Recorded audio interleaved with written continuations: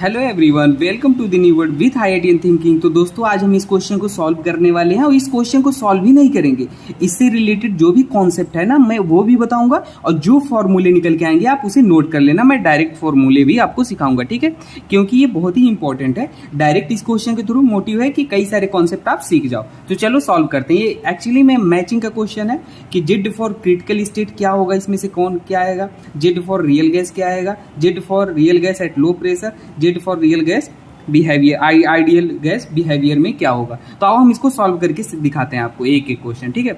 सबसे पहले निकालते हैं जेड फॉर क्रिटिकल स्टेट, ठीक है।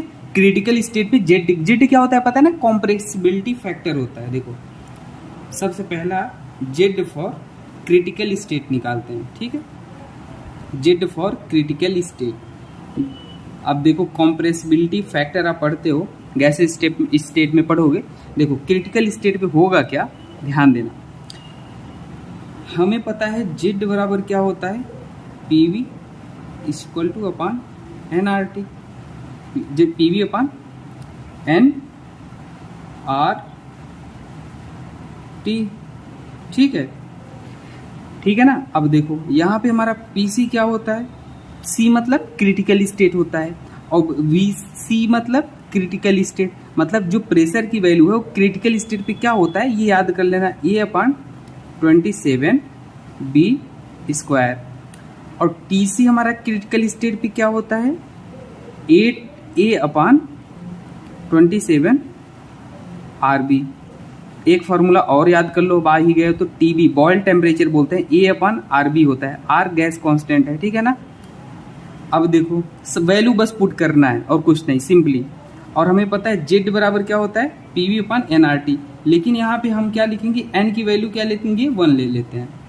जेड बराबर PV/NRT, 1 मोल है तो हम 1 ले लेते हैं, ठीक है। इस केस में हमेशा आप जब भी निकालो कंप्रेसिबिलिटी फैक्टर, अगर मोल नहीं गिवन है तो आप 1 ले लेना ना, बाकी ये डिटेल में कहानी पूरा गैसेस स्टेट में सीखेंगे। तो जेड बराबर PV/RT। अब देखो PC हमारे पास है, यहाँ पे PC लिख दो, यहाँ पे VC लिख दो, यहाँ पे TC लिख दो, ठीक है।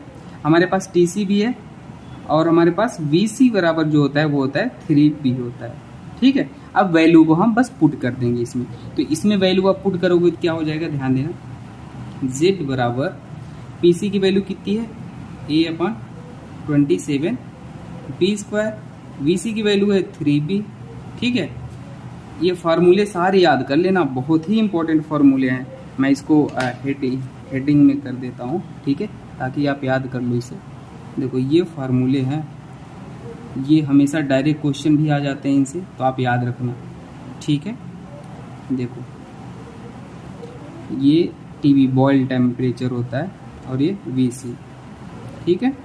अब देखो वैल्यू हम पुट कर देंगे, R की वैल्यू ऐसे रहने दो, R की वैल्यू कितनी होती है, 8.314 जूल में होता है, कैलोरी में 2 होता है और ATM में 0.083, सब 0.059 करके होता है। देखो TC बराबर हमारा क्या हो जाएगा, 8A/27RB होता है, ठीक है।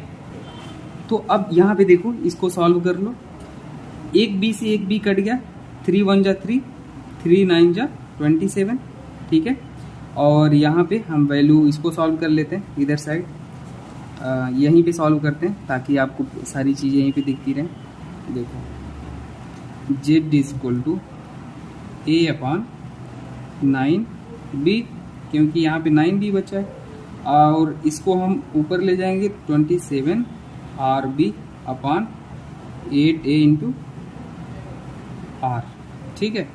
R से R कट जाएगा, B से B कट जाएगा और A से A कट जाएगा, फिर हमारा क्या हो जाएगा, 9 1 जा 9, 9 3 जा 27, तो जेड बराबर हमारा जो आ जाएगा 3/8 आ जाएगा, दिख रहा है आपको। तो ये वैल्यू हमारी हो जाएगी आंसर। तो मतलब जेड फॉर क्रिटिकल स्टेट, जो क्रिटिकल स्टेट होते हैं वो हमारे क्या हो जाएंगे, जेड बराबर 3/8। क्रिटिकल स्टेट में PC TC critical temperature, critical volume और ये क्रिटिकल प्रेशर बोलते हैं, ये होता है फार्मूला। हमने वैल्यू पुट कर दिया, हमारा आ गया 3/8, ठीक है। चलो अब निकालते हैं Z for real gas at high pressure, ठीक है, real gas at high pressure. तो वो क्या होता है अब मैं आपको सिखाता हूँ। देखो देखो ध्यान देना, होगा क्या कि अब दूसरा हम निकालेंगे jet for real gas at low pressure, at low pressure. तो देखो होगा, सबसे पहले आपको रियल गैस की इक्वेशन पता होनी चाहिए।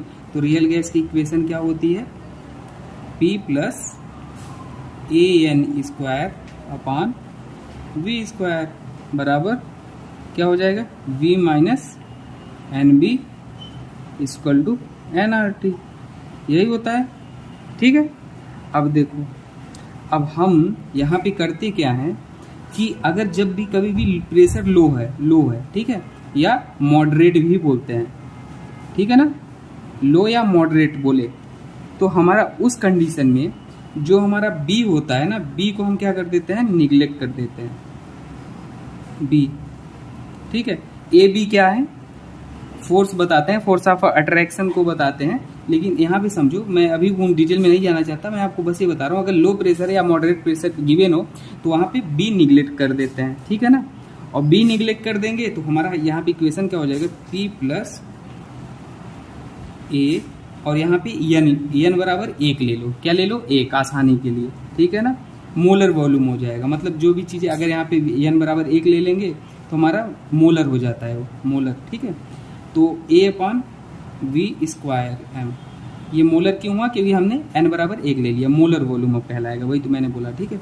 यहाँ पर हमारा क्या हो जाएगा, वी एम, और यहाँ पर हमारा क्या हो जाएगा, आर टी, क्योंकि वन की वैल्यू, एन की वैल्यू 1 ले ली है।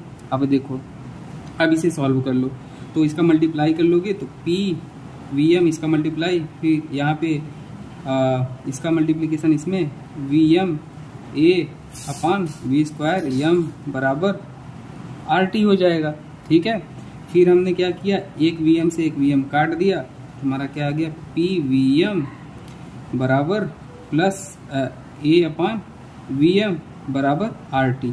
आपको बस जेड का फॉर्मूला पता है ना, क्या होता है जेड का फॉर्मूला, जेड बराबर होता है P V upon R T, तो बस इसी के फॉर्म में ले आना है।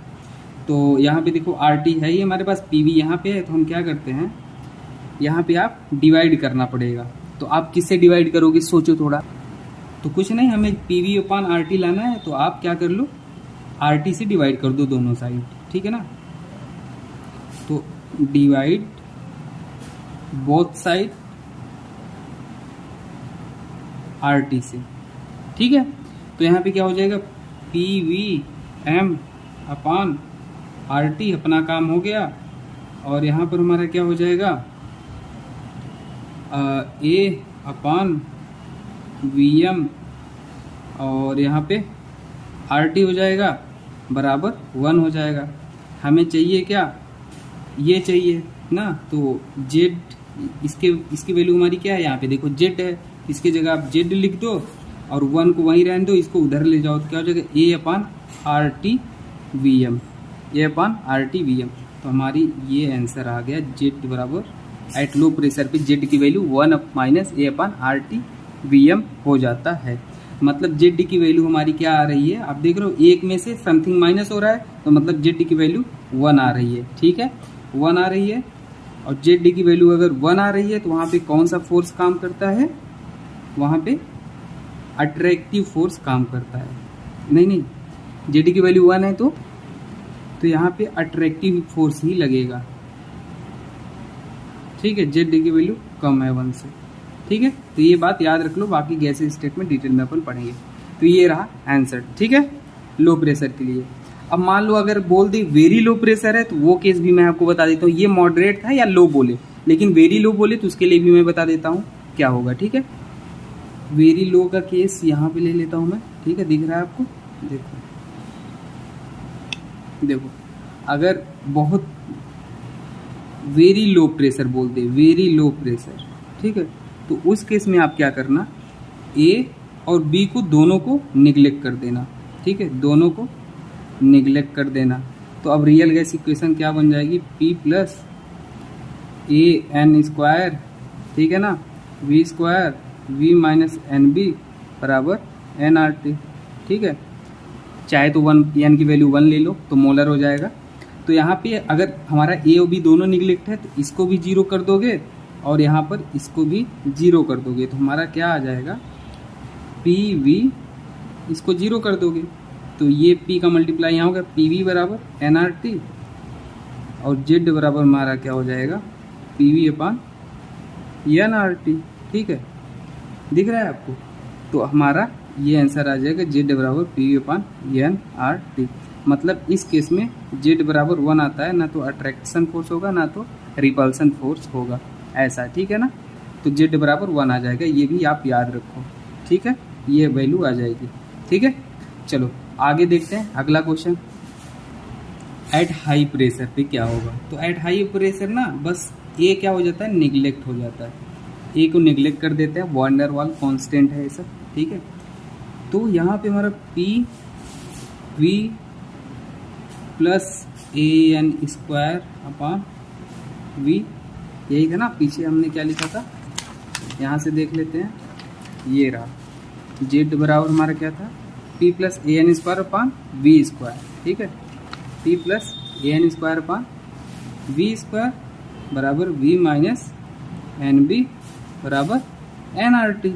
ठीक है, यहाँ पे ये हो जाएगा। अब देखो, एक अगर एक एन बराबर 1 मोल लेते हो तो मोलर वॉल्यूम हो जाता है, सब चीज़ें मोलर हो जाती हैं। ठीक है ना, तो यहाँ पे हमारा क्या हो जाएगा, यहाँ पे हमने ए को निगलेक्ट किया है तो कहने का मतलब है हमारा ये निगलेक्ट हो जाएगा, तो हमारा पी वी एम, एन बराबर 1 ले लोगे तो वी एम हो जाएगा सब, चाहे लो या चाहे ना लो, नहीं लोगे तो एन ही लिखोगे। ठीक है, और हमारा यहाँ पे क्या हो जाएगा, माइनस पी बी। ठीक है, ये कैसे आया, समझ में आया कि नहीं आया आपको? इस केस में ना हमने क्या किया है ना, जब बहुत ज़्यादा प्रेशर है ना तो हमने क्या किया, ये वाले पार्ट को निगलेक्ट कर दिया। तो हमारा जो P था, P हमारा क्या हो जाएगा, मतलब 0 का मतलब ये मत कहना कि 0 को गुणा इसमें कर दोगे सर तो P का 0 हो जाएगा, मतलब निगलेक्ट कर दिया, ऐसा कहने का मतलब है। ठीक है, तो हमारा P बचा बस, अगर इसे निगलेक्ट कर दिया तो इसे हटा दिया, तो मतलब हटा दिए, 0 मत लिखो कन्फ्यूज, तो इसे हटा दिया तो मतलब P बराबर, यहाँ पे ऐसे देखो लिखा, P बराबर V माइनस एन बी बराबर एन आर टी है। ठीक है, तो यहाँ पे हमारा क्या हो जाएगा, पी वी एन बराबर 1 ले लोगे तो मोलर हो जाएगा, कंफ्यूज मत होना कुछ भी, तो पी एम बी वी बराबर आर टी। ठीक है ना, क्योंकि एन की वैल्यू हमने यहाँ पे 1 ले ली है और मल्टीप्लाई कर दिया, तो हमारा जेड बराबर क्या आ जाएगा, वही। वीडियो गलती से स्टॉप हो गया था, मैंने पूरा एक्सप्लेनेशन कर दिया दोस्तों। तो देखो क्या होगा, मैंने बोला एन बराबर यहाँ पे 1 ले लेते हैं कि तब ये मोलर हो जाता है, कुछ नहीं, अगर नहीं लोगे तो वी ही लिखोगे। तो हमने क्या किया था, पी देखो इस यहाँ पे हमने क्या किया, इसको निगलेक्ट कर दिया क्योंकि प्रेशर बहुत ज़्यादा हमारा हाई था, तो पी और इसे हटा दिया और ये लिख दिया बराबर एन आर टी। ठीक है, एन के बराबर 1 ले लो और चाहे ऐसे ही रहने दो, 1 ले लोगे तो वी एम हो जाएगा, मोलर हो जाएगा। तो हमने पी का मल्टीप्लिकेशन कर दिया इसमें, फिर दोनों साइड आर टी से डिवाइड कर दिया इसमें, तो वही P V upon R T, P V upon R T, R T से आर टी कट गया, डिवाइड कर दिया, तो इसके जगह हमने जेड लिख दिया और इसको हम माइनस है तो उधर गया प्लस में हो गया, ये 1 ऐसे ही गया। तो देखो 1 में यहाँ समथिंग ऐड हो रहा है, तो मतलब तो जेड बराबर greater than, Z greater than 1 आ रहा है, मतलब यहाँ पे रिपल्सिव फोर्स डोमिनेट करता है। बाकी कुछ डाउट हो तो कमेंट सेक्शन में पूछ लेना। ठीक है, ये हमारा क्वेश्चन सॉल्व हो गया। और अगर आपको ऑर्गेनिक केमिस्ट्री पढ़नी हो, जीओसी पढ़नी हो, तो बेहतरीन क्वेश्चन के थ्रू कॉन्सेप्ट कम समय में ज़्यादा अच्छा कॉन्सेप्ट आप सीखोगे और बिल्कुल आसान भाषा में। आप प्लेलिस्ट में देख लेना जीओसी, और मैंने पढ़ा रखा है बेसिक ऑर्गेनिक केमिस्ट्री। ठीक है, ओके, थैंक यू।